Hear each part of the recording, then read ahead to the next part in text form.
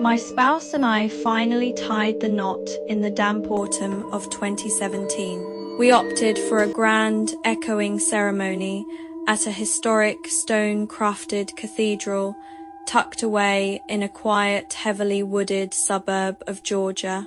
Like most large weddings, our guest list was a mix of beloved inner-circle friends and distant relatives we felt socially obligated to invite. Among them was my wife's estranged cousin, Clara.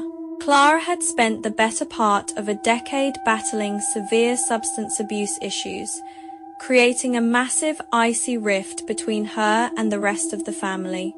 To everyone's surprise, Clara actually RSVP'd and showed up.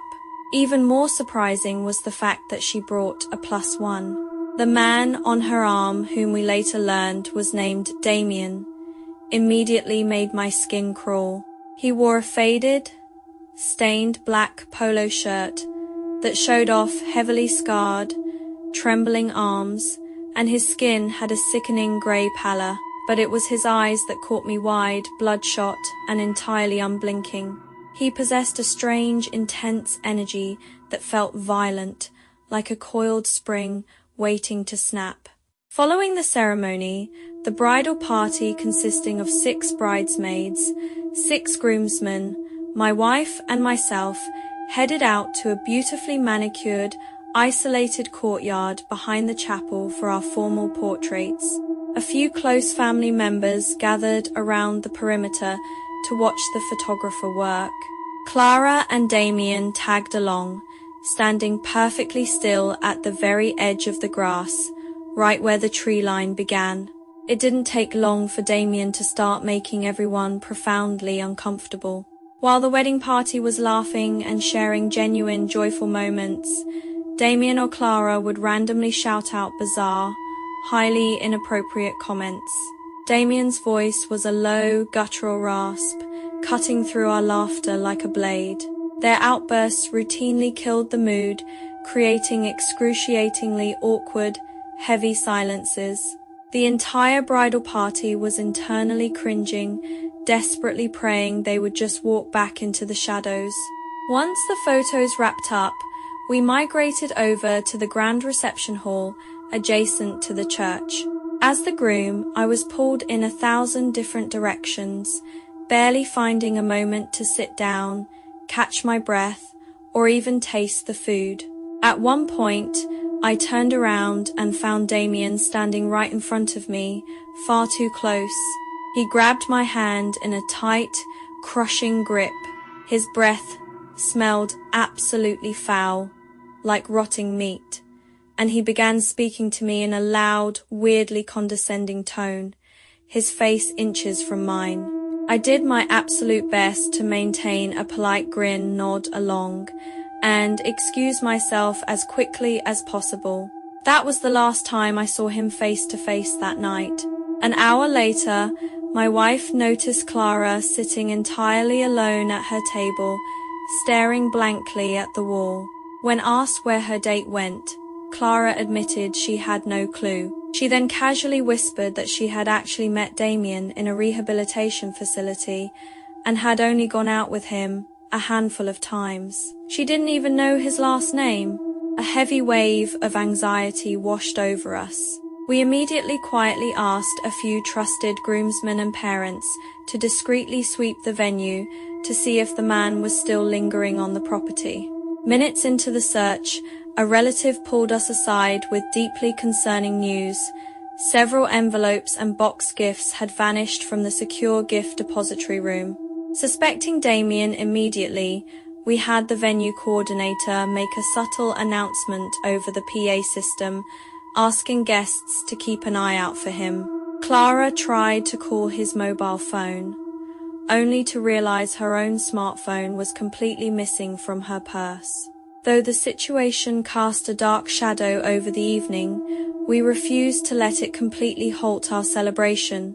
Our parents took over, contacting the local authorities and handling the police report out of sight, while Clara provided the officers with Damien's full details.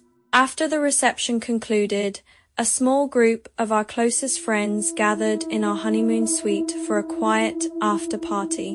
While we were unwinding, my wife received a text message from Clara's number asking for our residential address so she could mail a gift she had allegedly left in her car. My wife, thinking nothing of it, texted the address back. Moments later, the room was shattered by a highly distressing incoming call from Clara's phone. We cut the music and put the call on speaker. The only sound filtering through the speaker was the heavy, rhythmic, wet breathing of a grown man deliberately close to the microphone, meant to terrify us.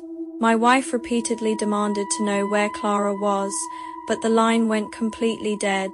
Terrified for her cousin's safety, my wife called her grandmother, who confirmed that Clara had safely made it to her house for the night. When Clara got on the line, she reiterated that she had dropped her phone at the venue, didn't know her cloud passwords, and couldn't track the device. The pieces clicked together. Damien had her phone, and he now possessed our home address while we were staying miles away at a hotel. Because we had been drinking, we couldn't drive back to secure our house. Panicked, I called my father and asked if he would drive over to our place and keep watch for the night. He agreed without hesitation. The next morning, we woke up to a barrage of missed calls and urgent text messages from my dad. He informed us that in the dead of night, someone had been creeping around the perimeter of our house.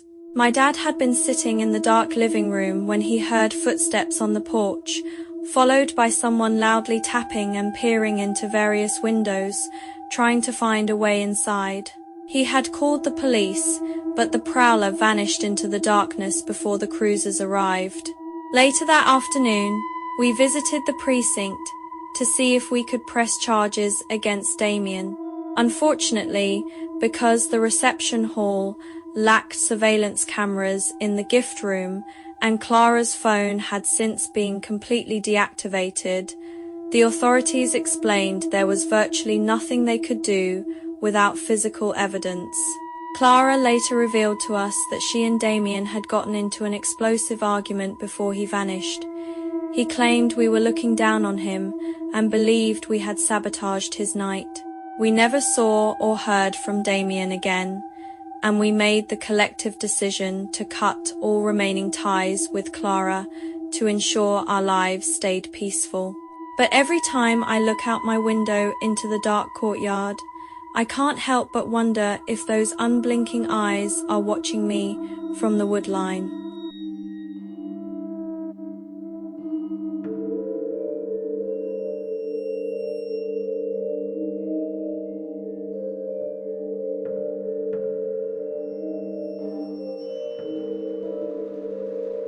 My spouse and I finally tied the knot in the damp autumn of 2017. We opted for a grand, echoing ceremony at a historic stone-crafted cathedral tucked away in a quiet, heavily wooded suburb of Georgia. Like most large weddings, our guest list was a mix of beloved inner-circle friends and distant relatives we felt socially obligated to invite. Among them was my wife's estranged cousin, Clara. Clara had spent the better part of a decade battling severe substance abuse issues, creating a massive icy rift between her and the rest of the family. To everyone's surprise, Clara actually RSVP'd and showed up. Even more surprising was the fact that she brought a +1. The man on her arm, whom we later learned was named Damien, immediately made my skin crawl. He wore a faded, stained black polo shirt that showed off heavily scarred, trembling arms, and his skin had a sickening grey pallor, but it was his eyes that caught me wide, bloodshot, and entirely unblinking. He possessed a strange, intense energy that felt violent, like a coiled spring waiting to snap. Following the ceremony, the bridal party, consisting of 6 bridesmaids, 6 groomsmen, my wife and myself, headed out to a beautifully manicured, isolated courtyard behind the chapel for our formal portraits. A few close family members gathered around the perimeter to watch the photographer work. Clara and Damien tagged along, standing perfectly still at the very edge of the grass, right where the tree line began. It didn't take long for Damien to start making everyone profoundly uncomfortable. While the wedding party was laughing and sharing genuine, joyful moments, Damien or Clara would randomly shout out bizarre, highly inappropriate comments. Damien's voice was a low, guttural rasp, cutting through our laughter like a blade. Their outbursts routinely killed the mood, creating excruciatingly awkward, heavy silences. The entire bridal party was internally cringing, desperately praying they would just walk back into the shadows. Once the photos wrapped up, we migrated over to the grand reception hall adjacent to the church. As the groom, I was pulled in 1,000 different directions, barely finding a moment to sit down, catch my breath, or even taste the food. At one point, I turned around and found Damien standing right in front of me, far too close. He grabbed my hand in a tight, crushing grip. His breath smelled absolutely foul, like rotting meat, and he began speaking to me in a loud, weirdly condescending tone, his face inches from mine. I did my absolute best to maintain a polite grin, nod along, and excuse myself as quickly as possible. That was the last time I saw him face to face that night. An hour later, my wife noticed Clara sitting entirely alone at her table, staring blankly at the wall.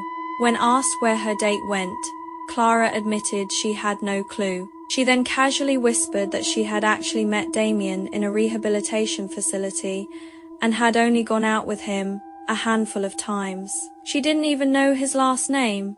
A heavy wave of anxiety washed over us. We immediately quietly asked a few trusted groomsmen and parents to discreetly sweep the venue to see if the man was still lingering on the property. Minutes into the search, a relative pulled us aside with deeply concerning news. Several envelopes and boxed gifts had vanished from the secure gift depository room. Suspecting Damien immediately, we had the venue coordinator make a subtle announcement over the PA system, asking guests to keep an eye out for him. Clara tried to call his mobile phone, only to realize her own smartphone was completely missing from her purse. Though the situation cast a dark shadow over the evening, we refused to let it completely halt our celebration. Our parents took over, contacting the local authorities and handling the police report out of sight, while Clara provided the officers with Damien's full details. After the reception concluded, a small group of our closest friends gathered in our honeymoon suite for a quiet after-party. While we were unwinding, my wife received a text message from Clara's number asking for our residential address so she could mail a gift she had allegedly left in her car. My wife, thinking nothing of it, texted the address back. Moments later, the room was shattered by a highly distressing incoming call from Clara's phone. We cut the music and put the call on speaker. The only sound filtering through the speaker was the heavy, rhythmic, wet breathing of a grown man deliberately close to the microphone, meant to terrify us. My wife repeatedly demanded to know where Clara was, but the line went completely dead. Terrified for her cousin's safety, my wife called her grandmother, who confirmed that Clara had safely made it to her house for the night. When Clara got on the line, she reiterated that she had dropped her phone at the venue, didn't know her cloud passwords, and couldn't track the device. The pieces clicked together. Damien had her phone, and he now possessed our home address while we were staying miles away at a hotel. Because we had been drinking, we couldn't drive back to secure our house. Panicked, I called my father and asked if he would drive over to our place and keep watch for the night. He agreed without hesitation. The next morning, we woke up to a barrage of missed calls and urgent text messages from my dad. He informed us that in the dead of night, someone had been creeping around the perimeter of our house. My dad had been sitting in the dark living room when he heard footsteps on the porch, followed by someone loudly tapping and peering into various windows, trying to find a way inside. He had called the police, but the prowler vanished into the darkness before the cruisers arrived. Later that afternoon, we visited the precinct to see if we could press charges against Damien. Unfortunately, because the reception hall lacked surveillance cameras in the gift room and Clara's phone had since been completely deactivated, the authorities explained there was virtually nothing they could do without physical evidence. Clara later revealed to us that she and Damien had gotten into an explosive argument before he vanished. He claimed we were looking down on him and believed we had sabotaged his night.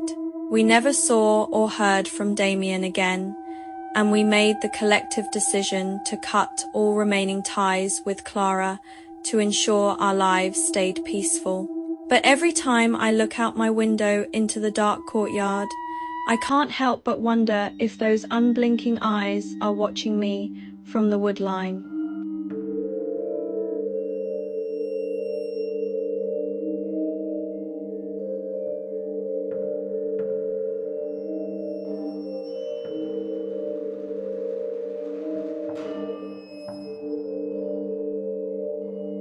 I reside in an incredibly peaceful, isolated, rural town out in the Midwest, the kind of traditional farming community where residents routinely leave their keys in the ignition and never even bother to check if their front doors are bolted at night. Violent crime is virtually non-existent, and my property sits at the very end of a long gravel dead-end road bordered by rolling hills and dense, dark woods. One evening, I pulled into my driveway around 8 p.m., utterly exhausted after grinding through a brutal 12-hour shift at the local mill. I walked into the kitchen and was in the middle of preparing a late-night meal when the landline phone mounted on the wall began to ring. The moment I lifted the receiver to my ear, the line instantly clicked and went dead. I didn't think much of it at the time, chalking it up to a typical automated telemarketer, but in hindsight, the timing was deeply ominous. When I work those grueling late shifts, my routine is completely rigid: cook, eat, clean the dishes, take a hot shower, and unwind in front of the television for an hour before passing out. This night was no exception. I was so physically spent that I ended up making a critical mistake. I completely forgot to turn the deadbolt on the front door. I propped myself up against the headboard of my bed, turning on an old crime drama series to help me drift off. As expected, my eyes grew heavy, and I fell fast asleep while the episodes continued to loop in the background. Hours later, I snapped awake. The television screen was displaying a static menu screen, plunging the bedroom into a faint dancing blue glow. In the newfound quiet of the house, a sudden sound made my stomach instantly drop. From the hallway right outside my bedroom door, I could distinctly hear the sharp, rhythmic creaking of the old hardwood flooring, shifting under a heavy weight. Someone was standing right outside my door. Pure adrenaline flooded my system. I stared into the shadows of the bedroom, and my eyes gradually adjusted to reveal a wide, imposing human shape, standing perfectly still near the foot of my bed. Paralyzed with fear, I instinctively aimed the television remote at the screen, desperately trying to change the input to bring up a brighter light. Before the screen could even adjust, I began choking on my own breath, barely managing to squeeze out a terrified whisper. "Please, just leave." The television screen flared to life, illuminating the room in a bright, stark light. The glow revealed a surreal, nightmarish sight. Standing in the center of my room was a tall woman clad in a full, flowing white wedding dress, covered in dirt and dried mud. A thick, vintage lace veil completely obscured her facial features, hanging down past her shoulders. I tried to let out a full shriek, but my throat locked up from pure psychological shock. I sat completely frozen, pressed flat against my headboard. The woman took a slow, deliberate step toward the mattress. She began chanting a single phrase in a low, raspy whisper. "Where is my groom? Where is my groom?" With every repetition, her voice escalated in volume and intensity. The whisper quickly morphed into an absolute, unhinged shriek. She lunged forward, grabbing the wooden frame of my mattress with both hands, and began violently shaking the entire bed structure, staring down at me through the lace veil. Terrified for my life, I found my voice, screaming at the top of my lungs for her to get out of my house. I scrambled off the side of the bed, threw a desperate open-handed shove against her shoulder. Her dress felt damp and freezing cold and sprinted wildly across the hallway into the bathroom, slamming the door shut and throwing the lock. She pursued me instantly. I could hear her throw her body weight against the wooden door, violently rattling the brass handle and pounding her fists against the paneling while continuously wailing, "Where is my groom?" Anxiously, I had managed to keep my cell phone clamped in my hand during the escape. I shouted through the wood that I was actively speaking to the emergency dispatcher, which seemed to shatter her trance.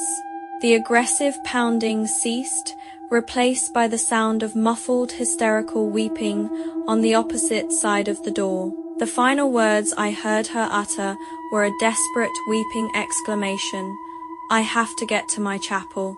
I listened to the heavy thud of her footsteps stomping down the main staircase, followed by the distant, echoing slam of my front door. Once the dispatcher confirmed that units were entering my block, I cautiously unlocked the bathroom and scanned the downstairs area. The house was completely empty. I stepped out onto the front porch, straining my eyes into the dark country night, but she had completely vanished into the surrounding woods. A deputy arrived a few minutes later, and I provided him with a description of the intruder, a distressed woman wandering the rural back roads in a formal bridal gown and veil. Because of my profound exhaustion from the work week, I had left my property completely vulnerable to anyone walking off the asphalt. It served as a harsh, permanent reminder that no matter how safe or isolated your neighborhood feels, you are never truly insulated from the unpredictability of the world. I never found out if the local authorities located her that night, but I truly hope she received the medical intervention she so desperately needed. Every now and then, I still look down that gravel road terrified. I'll see a white dress emerging from the trees,